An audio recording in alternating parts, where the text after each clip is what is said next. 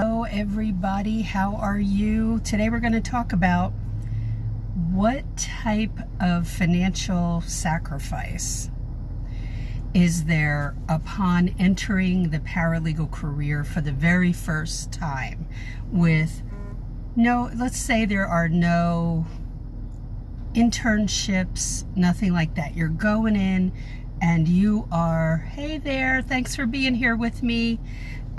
This is a hot topic, by the way, and sometimes I've alluded to it in videos I've done, and maybe more than alluded to it, but today we're going to talk about this by itself, okay?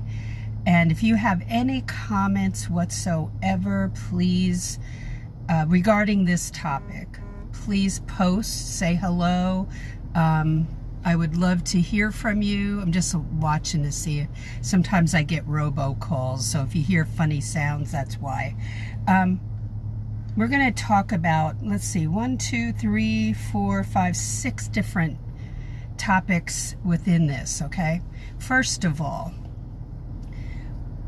if you can think back to when you first started investigating the paralegal field, and what's the one thing that we want to know? We want to know, what am I going to make? And it's so hard to pinpoint that. Hey, Jeanette, good to see you. Hey, girl, how you doing? How's everybody doing today? Hope you're doing well. So I think the most annoying thing to me, and I'll say this because I've looked at this website too, is that when you look at a website like salary.com, it's not reality. Hey Amy, good to see you. It's not reality. Hey, just FYI, if you're making a comment and I'm not acknowledging it, that's Facebook. So I'll see it later. So don't think that I'm ignoring you, okay? Because I like to say hi to you all. The reality is, the other day I was doing a video and I mentioned that somebody in San Francisco, where my grandson is going to end up going to college, hopefully he'll end up, being able to go actually to California. San Francisco, in the city proper, just like New York City, paralegals, legal assistants, legal secretaries, they'll make a ton more money because the cost of living in that area is out of sight. And they have to entice people to come into the city to work there because there's parking involved, which is, I'm sure, at a premium in San Francisco. At least in New York, and where I'm from, in northern New Jersey, originally, is I could, if I wanted to work in the city, I could take a train in, but that costs money, and just maybe having to take a cab to where I work or a bus, you're just siphoning off money from your salary. So when they figure the salaries in salary.com for paralegals and they average it out, they're pulling in these high salaries from big cities, which is not the true picture of a beginning salary. And in some areas, like in Florida, even in the capital of Florida, where I worked for many years, the salaries are not like a New York City salary. And Central Florida, where I am right now in Central Florida, not in Orlando, I'm north of Orlando. Orlando will have higher salaries. Not a New York City salary, but they'll have higher salaries to entice people to work there. And Miami will have higher salaries. So they put all that together in a pot, and then they average it out. That does not work. Now, people will ask me, well, what do beginning paralegals make? It's what the law firm wants to pay. It's what a nonprofit wants to pay, legal department of a corporation, whatever they want to pay, but it's also, let me tell you this, I'll take a little side trip. Once you have a couple years experience under your belt, and you have tracked everything you know how to do in your trusty notebook or on your phone or on your laptop, you have a space where you add every single thing you've learned how to do, that you do know how to do. Not just, but you know how to do. That is adding value to you. Of course it is. And you can ask for more. But you have to be able to say why you should get more. See? So it's hard when you're first going in. I had a student of mine in the Paralegal Inner Circle class who had been laid off. And I'm very familiar. I've been laid off. My husband's been laid off. My father was laid off.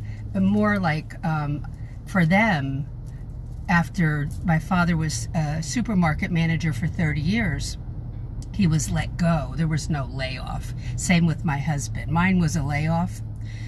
But that just means you're probably not going to get called back, and you better find another job.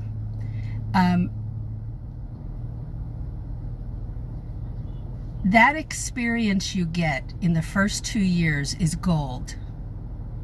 Remember that. Always remember that. I find that a lot of people in the field don't understand their value.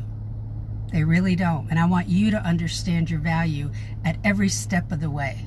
And if someone you are interviewing with doesn't understand your value, you do not want to work there. All right, that's a little side trip I took. So salary.com is not accurate. When people, like the student of mine who was laid off,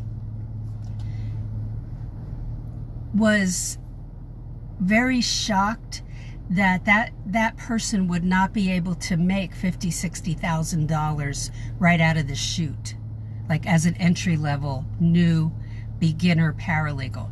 That's nigh to impossible. So you cannot bank on that, because you still have a ton to learn after you get into the job. Okay? So now what people talk about a lot are internships. Those are fairly rare, okay? But watch yesterday's video. I won't rehash the whole thing. Yesterday's video, I talked about volunteering at the courthouse and or legal aid. That may not fly with you personally if you're in a job right now. But if you are a person who is not in a job right now, let's say you were laid off and now you've decided to go for this, then I would check into volunteer opportunities at the courthouse or legal aid.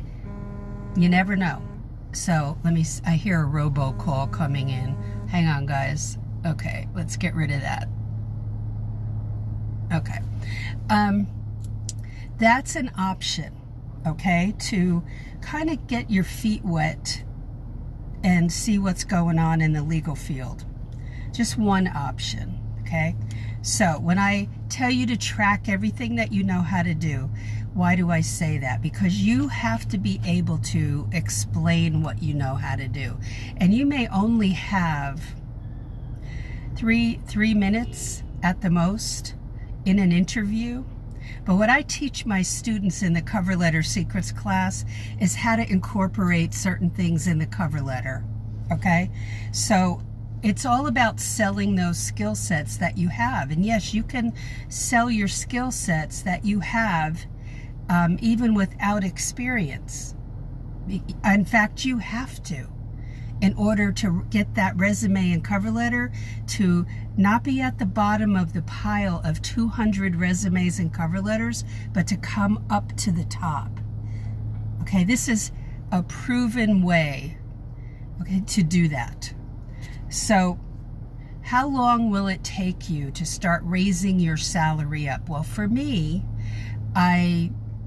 you know my story of being in the first job as a legal secretary, legal receptionist, errand runner, file clerk, telephone answerer, everything. So I didn't want to stay in that position. And I was being told by my mentor that it would take 10 years to become a paralegal. I didn't know if that was true or not, but I thought it was kind of far-fetched. It was. So 7 months in, after some things that were promised didn't pan out in that job, I took it upon myself to start applying. But I also had to be able to talk about what I already knew how to do. Now, yes, I didn't know how to do everything, but I was able to talk about what I knew how to do. And in those interviews, and that landed me a job in the personal injury field. So you see how, boom, it bumped me up, and I asked for more money. When people ask me, how much are you making now? I don't answer that question. I say, well, this is what I need. Okay, you don't need to act like a lawyer. Don't answer all the questions. Okay. Hey, Bridget, good to see you. So it's up to you. You control this career, not the employer. You control it. So within a year, I won't put 7 months like I did. Put it at, okay, I'll do the first job. I'll stick it out for a year. And for some, it'll feel like a killer financially, but what's the choice? What's the option? So the option is you're not in the field. So stick it out for a year and then change jobs. But using this notebook to track everything you learn, yes, I preach that over and over again, is because this tracking all the things you've learned and you know how to do, that's money.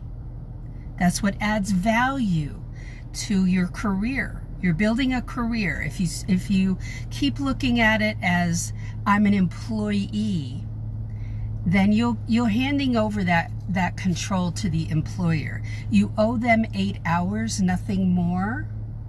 You take your lunch hour and you leave. Don't train the attorney to abuse your time. Never do that. You leave. I don't care if you have to go to a coffee shop down the street or you sit in your car, but you don't stay at your desk. You leave. Okay? That's a side benefit note for today. There is a financial sacrifice in the first year.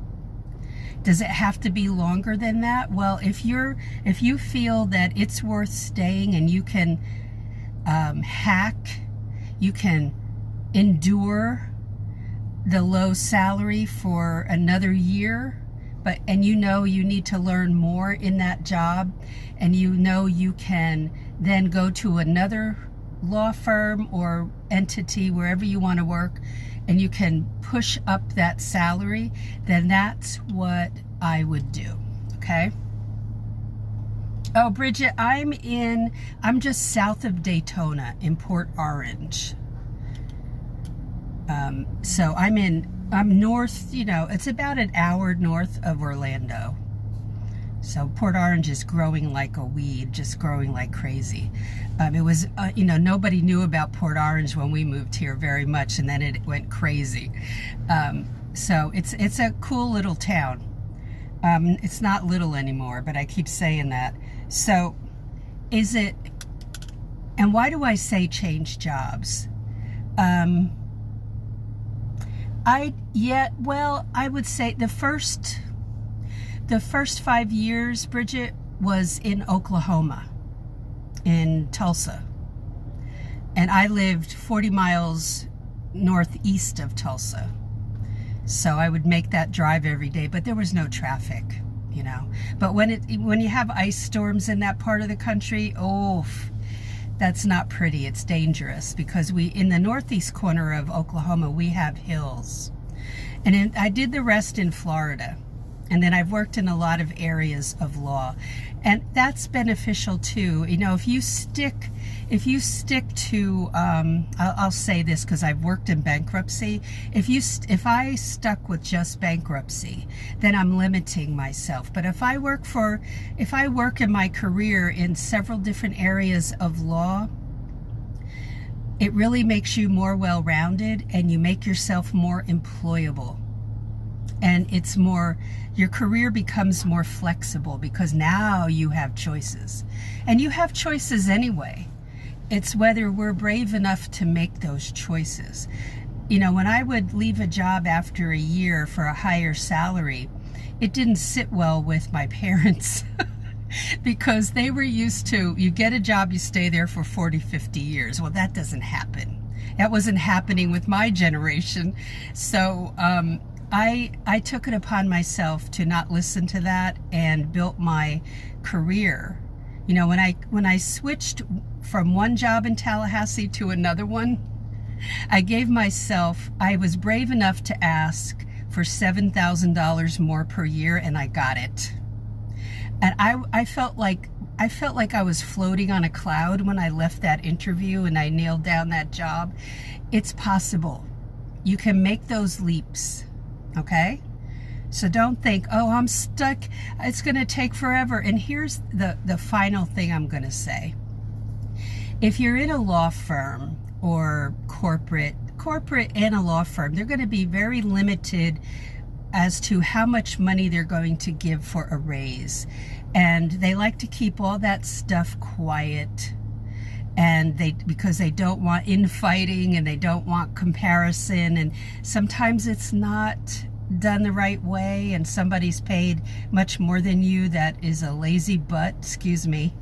It happened in a firm I was in, and they're slackers, and you find out later they were making a lot more than you, and it's like mind-boggling. So that's another aside, but what law firms and say corporate, they restrict them. In the law firm, they restrict themselves, and in corporate, they have rigid rules and regulations that are imposed as far as what percentage of a raise you're going to get. And a lot of times you're going to get like cost of living increase, and that's it. And it doesn't amount to much when the taxes are taken out. So this, you know, you have to be, even though some of this is painful to hear, and like, oh my gosh, you mean they won't give me a $5,000 raise every year? No. Most will not do that, okay? So you have to understand that this is something you're building. You hold the reins, the controls to this career. So when you feel like, I can't live on this amount of money, I'm dying here, then you need to make a change. But you have to, this is what I recommend, you wait a year before you do that. And then you make the change. And when you go on the interview and they ask you, how much are you making now? Say, well, this is what I need, and that is blah, blah. You know, and be brave enough to ask for somewhat of a higher raise, you know, for yourself. You don't need to explain it. They can pay it or they won't. Our insecurities come in during this time, when we're in that interview and they ask us that question. And don't let that beat you down or anything. You have to be brave enough, courageous enough to ask. I did that. When I asked for $7,000 more than I was making, they didn't know what I was making. I said, well, this is what I need. And I said that, and they said, okay. And I was like, I was actually floored. I tried not to do my eyebrow raise and my eyes bugging out when they said okay. So yes, is it possible? Yes. And in the past, I wasn't that brave, but it took me a while to get brave and to, you know, be able to do that. So, but I'm telling you that they're not going to reward you where you work in a substantial way. So you have to, when you start that first job, don't plant yourself here with your head and think that, well, I'm going to be stuck here for a while. I'm just going to have to be at this low salary. That's why I tell you to write down everything you're learning in your own private notebook, not on the company computer. You can, you know, have a note place in your phone, but make sure you don't lose it. You want to put everything, like the type of documents that you know how to work on. And what are you familiar with? So you have to write all that down. Where do you stand technically with Microsoft Word? You want to have that on your resume. And so when you go in that first job, it is going to be, the first 2 months are going to feel chaotic. And while you're feeling chaotic, get that private notebook out and write all that stuff down, because that is your money. And you cannot devalue that. Don't devalue that here. Okay? And if any of you are in a law firm right now, you need to be doing that. I don't care if you've been in a law firm. Most of you here are entry level. But if you've been in a law firm for, a year and you're not doing that, you're throwing money out the window. So I'm just reading the comments. And by the way, again, if you came on after I was on for a while, if I don't acknowledge your comment, that's because Facebook doesn't show them all on the live, so I'll see them later. Now, while I'm on here, and Bridget, thanks for the questions. Anybody else have, or Bridget, do you have any more questions? Anybody else have questions? Don't be shy. If you have something, regarding entering the field, this topic, I don't want you to think like you don't hand your career to the employer, whoever they are, and say, well, they know better. No, you have to manage your own career. And it's what some celebrities have found out, that it's better if they have their hands in the management of their career. Otherwise, they're going to be at a loss if they give it to a business manager and they're not aware of everything that's going on. So you manage your money, right? You manage your own money. You don't give your money to the employer and say, here, manage it for me. So your career is money, and this is something that you're building. So your resume is a set of facts, but I highly recommend that if you have not already, that you take the cover letter secrets class, and you can scroll down and look at that. And then also the Paralegal Inner Circle class. And there are postings in the feed if you scroll down, okay? No, overall, paralegals are not considered self-employed. Some are. There are 7 or so states that allow, and really they're not called paralegals, that go out on their own and open up a business in a storefront and run their own business. There are rules and regulations around all that, okay, that the state bar really stays on top of. So before anybody does anything like that, you want to make sure that you study those rules and regulations and you don't go around them, because they'll come on you like a ton of bricks and they will fine you. Now, most paralegals are employed by somebody, but you are building your own career, right? So just the employer gets 8 hours out of you every day, but you are taking the bull by the horns and building your career, and you choose where you want to work. You choose the people that you want to work with. That's why I teach my students how to interview properly, so you can try to understand who is this person that you're going to be working for, and the character of that person. And the problem right now with the pandemic is you can't get a line or a bead on the culture of the law firm by walking in it. And that's very important, but unfortunately, anybody interviewing right now, they're doing it by Skype or Zoom or by telephone. So we can't do that. We don't have that opportunity. But boy, it's better to interview by Zoom or Skype, because you can ask. I teach my students how to ask certain questions. And you watch body language when you ask those questions. And so, yes, this is your career that you're building. I don't recommend like anybody ever going freelance or into Like in Florida, you can literally open up a storefront and work for the general public, but you can't call yourself a paralegal. Even if you are, you cannot do that. You cannot put that in advertising, because the consumers, the general public, they don't know what paralegals are, most of them, and they'll think you're an attorney. And so it messes them up. And so there's a lot that goes into that. So be careful in thinking, I'm going to go freelance because I don't want to work for somebody else. I would never do that unless the state allows it, and also that you had worked for somebody for quite a long time and you understand what you're doing. Okay, because it's complicated. The legal field is not a walk in the park. It's complicated. And so that's what I say about freelancing. And also in Florida, it's called either legal document preparers or legal document assistants. I forget which one it is.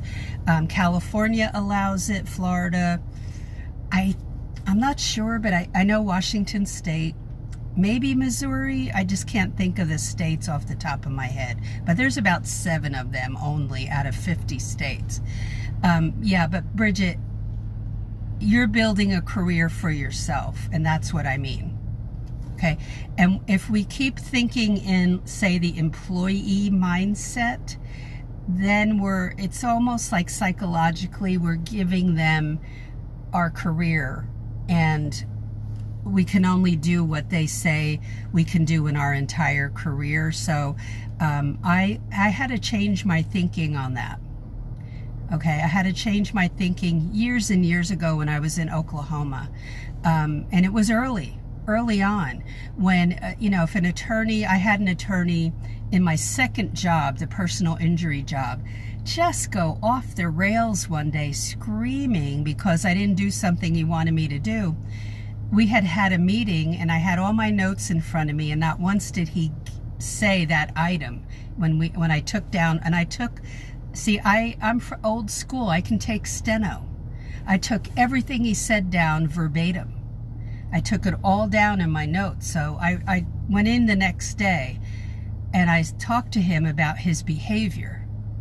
And I knew I would be leaving because I can't worry about, somebody doing that. I'm not. That's what I started. I'm controlling my own career. So I don't put up with that kind of craziness ever. None. Done. So I like myself too much to put up with that. That's abuse. And none of you should put up with that. So when I tell you to build a career, that's part of the reason. I had already started to build my career, and I had a year experience with that attorney in the second job. And then I went back to work for the first attorney that I had worked for when he went out and opened his own office. So, it's my choice. It's your choice. So remember that, okay? You always have choices. You're not going to be stuck. But that first year, it might feel like that, but you have to keep telling yourself, I'm going to make more money. I'm going to make more money than this. And I am going to just excel at what I do and get better and better at it. But you're going to forget all the things, a lot of the things you've learned, unless you put it down and keep looking at that. I want you to look at it and look at all the things you learn in that first job, or you already know if you're in the first job, and pat yourself on the back and say, good job. Good job. Because nobody else is going to be doing that except me for you. And it's very rare to get that pat on the back type of thing in your wherever you're going to work. They just expect you to be good, okay? But it's nice when employers do that. So stop thinking of yourself as an employee. Technically, you'll be that.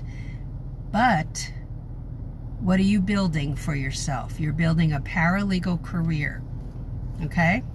So if you can, join me in the Paralegal Inner Circle class or the Cover Letter Secrets class, or both. You can scroll down and find info about that through the feed. And I won't go into it here. And also make sure that you scroll down, and when you see get 0 callbacks or getting 0 callbacks, I want you to go watch that video. That's so important for your beginning career. Okay? You have to sign up to watch it, but then you'll see another graphic that'll say Paralegal Resources Hub. I think it's on yesterday's when you scroll down. Go access that hub and look at the videos there. There's a video there about the hot areas of law for 2021 that you need to watch, plus all the other stuff that's in there, okay? Lots of resources. So that is it for today. Thank you guys for your questions. Thank you, Bridget. Thank you so much for being here with me. If you have any other questions, post them and I will answer them. And if I missed yours, I'll answer it, okay? So hang tight. All right, take care. Talk to you, what is today, Friday? Sometime over the weekend. And enjoy your weekend, okay? Bye.